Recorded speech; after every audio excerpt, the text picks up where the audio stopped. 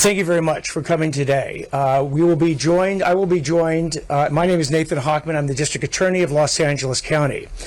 You'll hear after myself from Sheriff Robert Luna of the Los Angeles County Sheriff's Department, and then Jim McDonald, the Chief of the Los Angeles Police Department.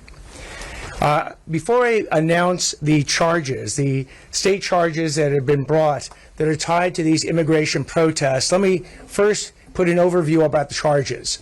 The complaints and the information you will hear about the charges today are not evidence. Evidence has to be presented in a court of law. An individual is presumed innocent until and unless they are proved guilty in that court of law beyond a reasonable doubt. So the discussion of the charges today is just that. It's a discussion of charges and not ultimately, it does not ultimately constitute evidence of the crimes that will be presented in a court of law. So I first want to start out with a thank you.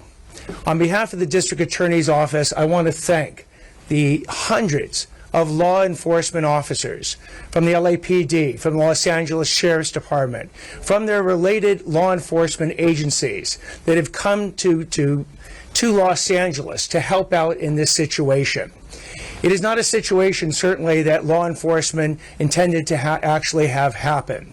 Both the District Attorney's Office, the LAPD, the LA Sheriff's Department, and local law enforcement do not participate in federal civil immigration enforcement. I want to make that crystal clear. We were not alerted ahead of time that this was going to happen. We were not involved in the participation of it or the staging of it. We are not involved at all with respect to federal civil immigration enforcement. What happened, though, is that though the law enforcement has done its absolute best to protect individuals who wanted legitimately to protest, to use their First Amendment rights of speech, to peacefully assemble. And when I say law enforcement has worked incredibly hard, they have worked overtime to make sure that people who want to engage in this legitimate protest have the opportunity to do so. The District Attorney's Office equally will fiercely protect people's rights to peacefully assemble and peacefully engage in First Amendment protected speech. However, when that speech crosses over from protected speech into illegal conduct, the people who engage in that illegal conduct will be prosecuted. They will first be arrested, they will be prosecuted, and they will be punished to the full extent of the law. We have said this repeatedly. We've said this as a warning to people who are thinking about conducting these illegal acts, pretending that they are engaged in protests, but at the moment they engage in the illegal acts, they are no longer legitimate First Amendment protesters, they are criminals. And they will be prosecuted as criminals. If people want to hurl insults, we will protect that. If people want to engage in crimes, we will prosecute them. So hurling bricks, hurling cinder blocks, hurling fireworks will not be tolerated in this county, now or ever. So when we talk about the cases that we are brought, I'm going to highlight 5 cases today that we have brought in order to, again, not to give an example of the types of cases that we are bringing, and as importantly, the types of potential criminal consequences the individuals who've engaged in this criminal activity will face. And in saying that, we will be having literally dozens and dozens of additional cases that will be brought to us from law enforcement to consider filing. In the weeks to come, we will look through all those cases. And by the way, as a quick aside, for any individual who's engaged in criminal conduct but did not get immediately arrested, let me provide some bad news for you. There's a tremendous amount of video out there through social media and otherwise. We will know who you are, who engaged in this conduct. We will track you down.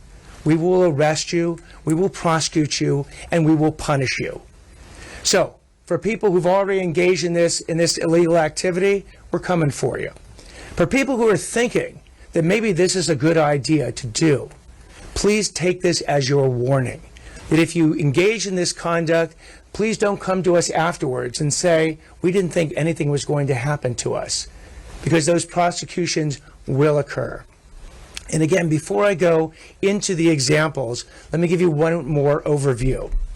If you only saw the social media and the media reports of what's gone on over the last 5 days, you would think that Los Angeles is on the verge of war, that we are truly being attacked repeatedly over and over and over again, because that has been the media's message to both people in Los Angeles, to people in the state of California, to people in this nation, to people throughout this entire world.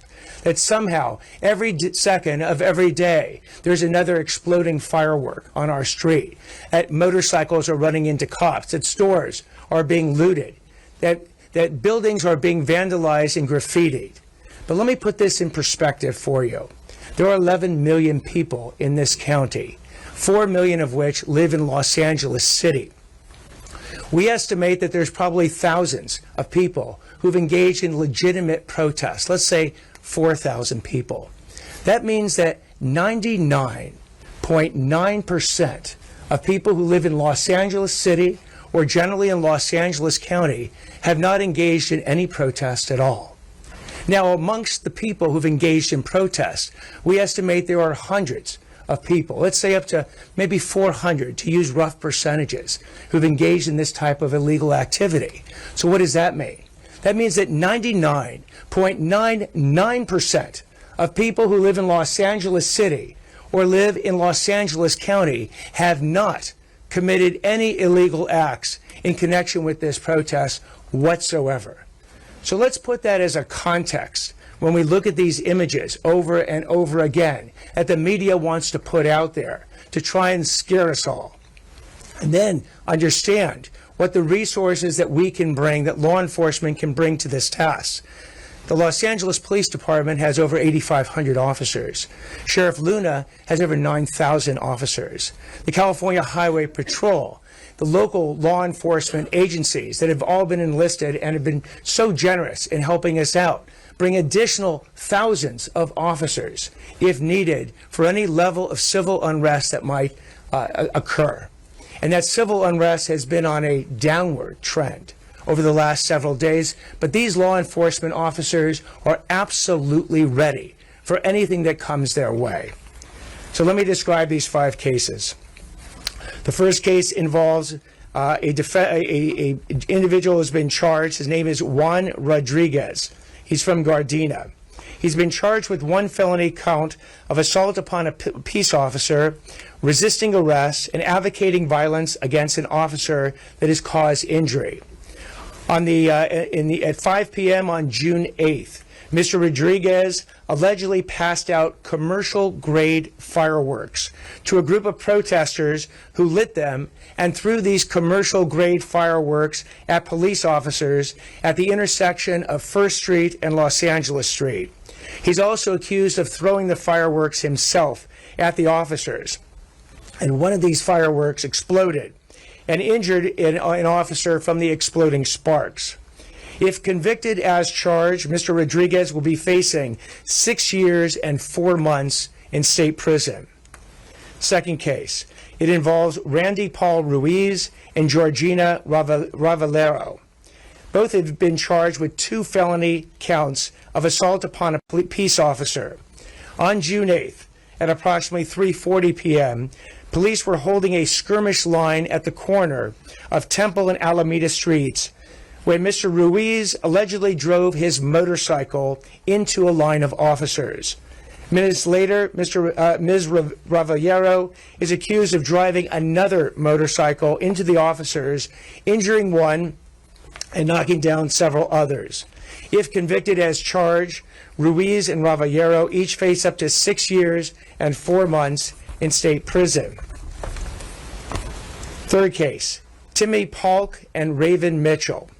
This case involves both of these individuals being charged with 1 felony count of second-degree commercial burglary and grand theft.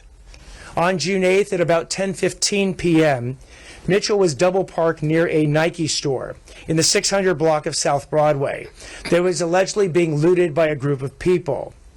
Polk is accused of stealing multiple items from that store and getting into the car driven by Mitchell. They fled, but they were arrested a short time later.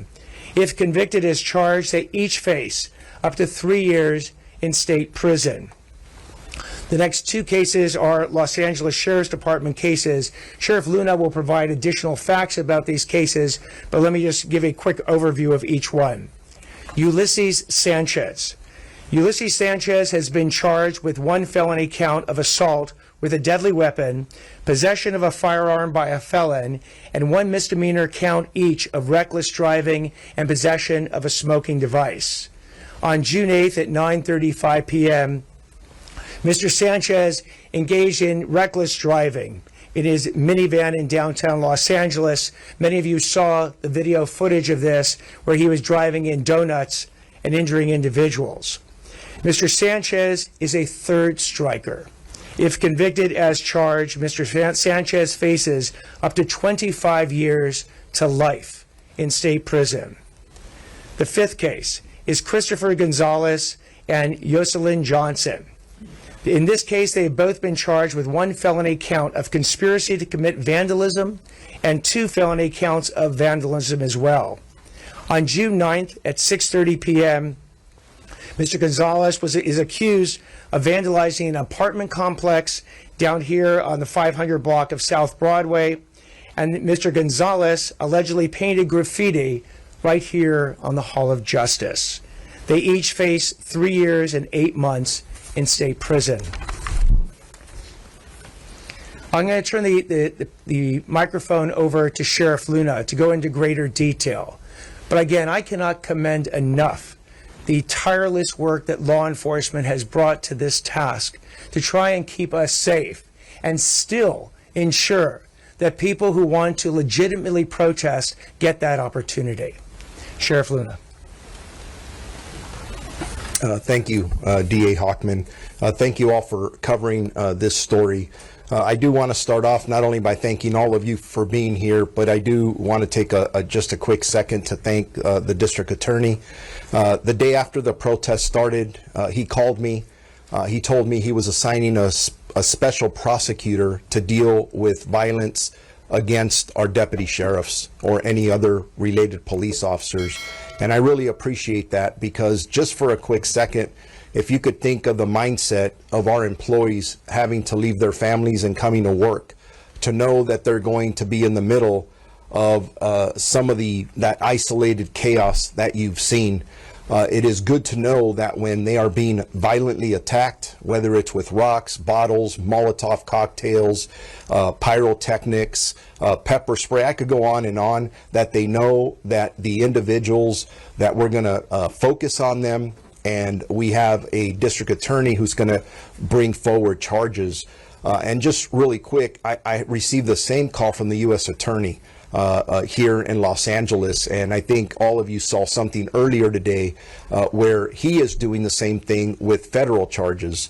So I just say that, and Mr. Hochman said it perfectly and articulated it very well. There's a big distinction between individuals that protest and demonstrate to violent, destructive, basically anarchists. I mean, just creating that chaos. What we're talking about are the individuals who don't care about the issue at hand, because we will facilitate all peaceful First Amendment activity. But when you have people that are out here to commit acts of violence against our deputy sheriffs or police officers, or they're destroying our city, we're going to stop it. You see it, it's frustrating, and as the days have gone on, arrests are climbing, and now the prosecutions are taking place. And just this warning, because if you didn't get caught the last couple of nights, there's a lot of evidence out there, and you're probably going to get detectives or others knocking on your door and arresting you and bringing you in for either committing all these acts that we've talked about. So just a little bit on some of the cases. On Saturday, during civil arrest in Paramount, a local gas station was burglarized, looted on Alondra Boulevard. After the unlawful assembly concluded, Compton deputies responded to the gas station to secure the location and take the reports of the burglaries that had occurred. While at the location, an individual shouted at them and threw 2 full cans of beer in their direction. And I don't think it was to say thank you. It was for the opposite reason. The deputies ordered him to leave. However, he refused and threw a 3rd full can of beer at our deputies. Based on the suspect's assaultive actions, deputies used less lethal force, specifically a 40-millimeter baton launcher, striking the suspect. The deputies were able to immediately handcuff the suspect without any further incident. The suspect, 20-year-old Eduardo Cervantes, a resident of Linwood, was arrested for assault with a deadly weapon on a police officer. He was released on his own recognizance yesterday at the Compton court. Separately, 2 suspects arrested for felony vandalism here at the Hall of Justice. On Monday, deputies were driving in the 200 block of Temple Street near the Hall of Justice when they observed an act of vandalism in progress. They witnessed a 20-year-old Christopher Gonzalez Reese defacing the south wall of the Hall of Justice building, not with a spray can. He was literally standing there with a paint roller, a very long stick, and writing graffiti over an area measuring about 18 feet by 12. The suspect was using beige paint, and the content of the graffiti included profanity directed at a federal agency. The same suspect was previously identified as the same individual who was observed committing a similar act of vandalism on the south wall of a building located in the 500 block of North Broadway. In both occurrences, a second suspect identified as 40-year-old Jocelyn Johnson appeared to act as a lookout and was observed video recording the acts of vandalism. Following the second incident, deputies contacted both suspects and took them into custody. A search of their vehicle led to the discovery of large buckets of paint and a 10-foot extension pole believed to have been used in the commission of these crimes that were described. Both suspects were arrested and booked on felony vandalism charges. Just as I wrap up and before I turn it over to my partner, Chief Jim McDonald, I just want to reiterate, we will facilitate the peaceful protest, and thank God 99% of them are taking place in this one square mile area here in the city of Los Angeles, and then when you saw in Paramount and Compton on Saturday. We are going to do everything we can to protect our employees when they're being attacked. So if you come to demonstrate, that's great. If you come to throw things at us, attack our employees, you're going to get arrested, maybe not that day, but later, and you're going to get prosecuted. And not only may you serve significant time in jail, but there's going to be fines behind that. So with that, I'm going to turn it over to Chief McDonald, and I'll be available for questions after he has completed his portion. Thank you, Sheriff Luna, and thank you all. Good afternoon. And again, you'll hear some common themes here, certainly. I want to start by expressing my sincere gratitude to all of our officers and deputies on the lines for their professionalism and dedication. They've been asked to work long hours in dangerous and unpredictable conditions, and I'm grateful and proud of their resilience. I also want to thank our dedicated partners from local, state, and federal agencies for ongoing partnership and unwavering support during these challenging times. The Los Angeles Police Department recognizes and supports the right to peaceful protest, but when individuals choose to weaponize that right, by assaulting peace officers, endangering lives, or committing crimes under the cover of a crowd that is no longer a protest, that is a crime and it won't be tolerated. 3 individuals have been charged with felony assault on our officers, including the use of fireworks and motorcycles to cause harm. These were deliberate acts that injured officers who were simply doing their job out there to protect the public. Let's not forget our officers face uncertain and often dangerous situations every day, and their risk to their lives has been even greater over these last few days. I've watched Molotov cocktails and fireworks shot mortars being launched out of tubes at our officers. They're encountering routinely M-type fireworks and commercial-grade fireworks, which in the state of California are considered explosives, and they can kill. Our officers should never have to face targeted violence while standing on a line to protect others. I want to thank the district attorney for pursuing felony charges in these cases. It sends a strong and important message. If you assault a peace officer in this city or this county, you will be held accountable. Additionally, I'm also pleased that there are charges related to looting and vandalism, crimes that took advantage of the unrest to target businesses and city property. In one case, a retail store was burglarized and tens of thousands of dollars in merchandise were stolen. In another, graffiti was sprayed onto a historic public building while an accomplice stood watch. These crimes don't advance any cause or further any message. What they do is harm to our communities, our small businesses, and our civic institutions. The LAPD will continue to investigate all incidents thoroughly and work with our partners in the DA's office to bring every offender to justice. We remain committed to protecting First Amendment rights, restoring peace, and holding criminals accountable. I want to thank our officers, our partners in this community for their resilience and cooperation throughout this event. Thank you.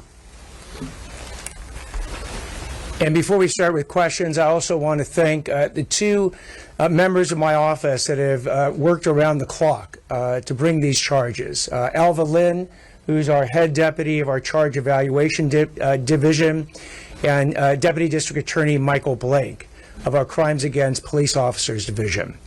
Now we'll take questions. Yes. So earlier today, Major General Sherman said that National Guard members have detained some people. They've already done this and then immediately turned them over to law enforcement. Can you share a little bit about which law enforcement they went to, how many detained? We're still working out a lot of the communication and coordination with the Army, who is in charge of the Marines as well.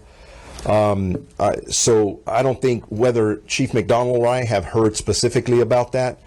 I'm almost positive, but there is some guessing in this, that when he's talking about law enforcement, he's talking about federal law enforcement. Because one of their missions, from what has been described to us, is other than protecting federal facilities, they are protecting federal employees or federal law enforcement. So they're going to be going out together from our limited understanding thus far, and I think that's exactly what he's talking about. Thank you. I understand most of the people arrested are not facing the serious types of felonies that you're describing. They're probably going to be referred to the city attorney for less serious failures, whatever those allegations would be. In recent history in Southern California, hundreds of people have been arrested on those allegations and protests, and then the city has made the decision not to prosecute any of them. And I'm curious if you're going to take a different position or what your thoughts are about that as it relates to the people arrested in the last few days. So you are correct that there are certain crimes committed, misdemeanor crimes committed here in Los Angeles City that would be the jurisdiction of the city attorney's office. I have spoken to the city attorney, Heidi Feldstein Soto. She takes these crimes very seriously. I don't want to speak for her ahead of time as to the types of charges she's going to bring on these various violations. And you're right, they can, even misdemeanors can span a spectrum from failure to disperse, from violations of curfew, onto even more serious violent actions or actions involving theft. So I can tell you, having spoken to Ms. Feldstein Soto, that she and her office will be taking these violations very seriously. I don't think we have a precedent that was set in prior protests. I will tell you from the district attorney's office, which didn't bring charges in connection with the prior protests, starting today, you've heard we are bringing these charges, felony charges. We consider the actions, particularly the actions against law enforcement, the actions against public safety, the actions defacing, as Chief McDonald said, historic buildings, extremely serious. In many ways, I've been, well, not in many ways, I've been a lifelong Angelino. I've been here over 60 years in this city and in this county.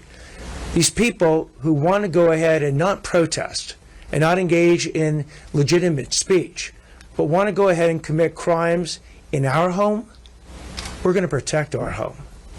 We're going to make sure if someone wants to throw cinder blocks at our police officers, we're going to protect our police officers and hold those people accountable. They want to go ahead and write disgusting words all over our public buildings, we're going to go after them as well. They want to steal from our stores, we're going to hold them accountable for their actions. And that's the way I view it. That's the way the district attorney's office views it. If you want to come into our county, into our home, and commit crimes, you will be arrested, prosecuted, and punished. Two questions, if I may. The first one being, all three of you have spoken in some regard about outside agitators or anarchists, I've heard.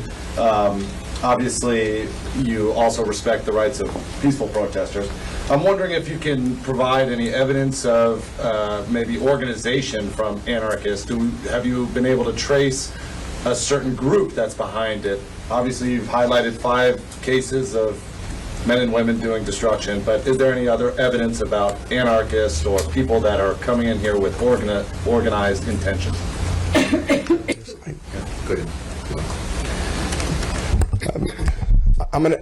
I'm limited in what I can respond to that, only because there's ongoing cases, but I can assure you that all of us up here are looking to see if there is a conspiracy of some kind, organization. There is some evidence we've seen that I don't want to share at this time, and it's not because I don't want to talk to you about it. It's because we're focused on arresting those individuals involved and bringing the best cases forward. Some of them may be to the district attorney, but highly likely to the U.S. attorney, where we're working with some of our federal partners to look at that angle of exactly what you're asking for. Then a quick follow-up for the chief. And this is coming from somebody who's been here for several days and have watched how your law enforcement officers have conducted themselves and have used less lethal rounds, from my perspective, only after being agitated by other people throwing things.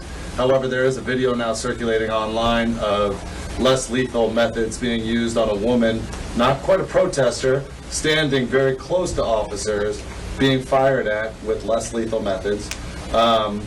Also a caveat that we do see these police officers give her multiple warnings, but I'm wondering if you can comment on the use of those methods at such a close distance as someone that did not seem to be posing much of a threat. Yeah, I can't speak to that individual case because I'm not aware what the follow-up was. But each one of these we see generates an investigative follow-up. We will look into it thoroughly and then, look for all the video we possibly can out there, body-worn video on the officers, and then a video from the environment there, and put together as best we can what the circumstances were. Perhaps then you could speak to people out there who may not understand that a warning's a warning, or that maybe officers would take that step. Yeah, thank you for that. The bottom line is, once we give a dispersal order, it's because things have gotten out of hand and we're trying to restore order, and you are ordered to leave that area, and the officers are going to clear that area. And some of the tactics used involve less lethal munitions, and certainly while they're way more accurate than they were in years past, certainly there's also times where they potentially hit a target that was not the intended target. So if you're in the environment and you're told to leave, please leave, because for your own safety and the safety of everyone around you. Chief, do you know what's going on in Boyle Heights? I just saw a video when I was leaving my office to get over here. There was a white car and then 2 silver cars. I think it was an SUV and a silver truck.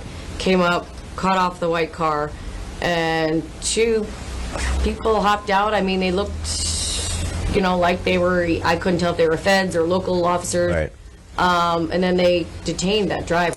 Any idea what's... Yeah, I've heard about that too. I haven't been able to find out more about it at this time. I know that Hollenbeck units were dispatched to that, so once we free up here, we'll figure out what was going on out there more. Chief, just to kind of follow up on that question, just trying to understand, does that mean that you guys have begun use of force reviews on some of these incidents? Oh yeah, whenever anything happens of significance, we start looking at it right away, try and capture all the video we can, any other evidence we can right away. We're going to take a couple more questions. There's one particular question I wanted to ask. There was an arrest of Luz Aguilar. I believe she's an aide to one of our council members. I was wondering if there was any information regarding that arrest, if there were any charges that were posted for her and her sister, Antonia Aguilar. Was it when you talked about? No. Yeah, no, I'll have to follow up with you to see what those, if there were charges filed or not on that one. Maybe if the sheriff could just clarify what he had said earlier to the question about the National Guard now being given authorization to detain people. How would it work then, I suppose, and it sounded like from the previous answer you were saying they're only really there to detain those that are causing harm to federal officers, but I don't know, how would a handoff work to local law enforcement if the National Guard was to detain, say, a protester? Let me clarify that.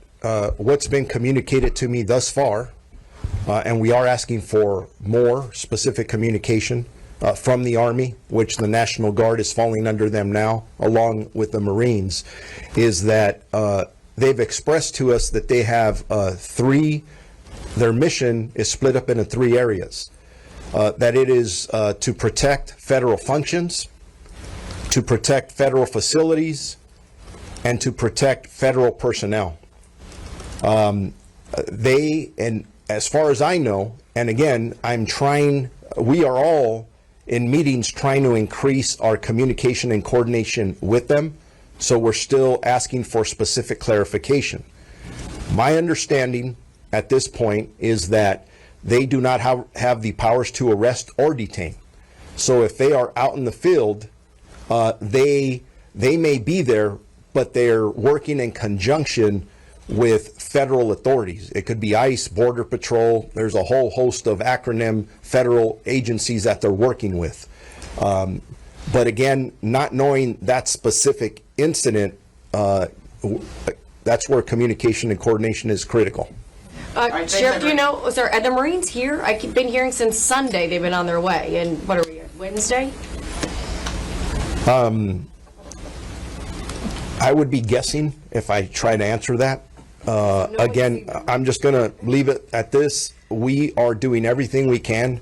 I know Chief McDonald and I and our staffs are doing everything we can to improve our communication with the Army, so we would know those specific questions. And they were just activated, I think, what was it, Sunday? So there's a lot going on behind the scenes. And first of all, I just tell you, I've never served in the military. I have nothing but respect for people in the military, whether they're soldiers in the National Guard or Marines. They are our soldiers. So we're doing our best to put them and ourselves, and primarily our community, in a position so that we succeed together moving forward. Because frankly, we're all in an extremely difficult situation right now that none of us have ever been involved in, including the military. Thank you. Thank you. Assistant District Attorney Maria Ramirez is going to give us some remarks in Spanish.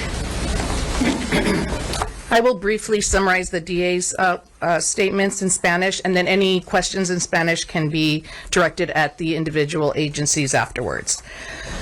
Estamos aquí hoy para anunciar los cargos que ha presentado mi oficina en relación con las protestas migratorias que han ocurrido en los últimos días. Primero, queremos agradecer a los cientos de oficiales y diputados de agencias de todo el sur de California que han protegido nuestras calles y mantenido a Los Ángeles seguro. No importa la hora, día o noche, estos oficiales y diputados se han puesto en peligro al ser llamados para garantizar que las protestas fueran ordenadas y pacíficas. Desafortunadamente, eso no siempre sucede y deben ser elogiados por su trabajo.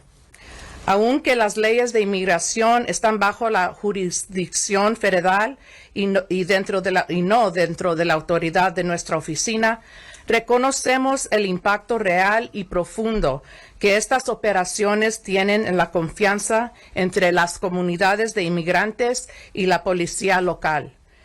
Todos en nuestro condado, sin importar dónde hayan nacido, merecen sentirse seguros al informar un crimen, solicitar ayuda si son víctimas de un crimen o participar en el sistema de justicia sin miedo a represalias o separación de sus seres queridos.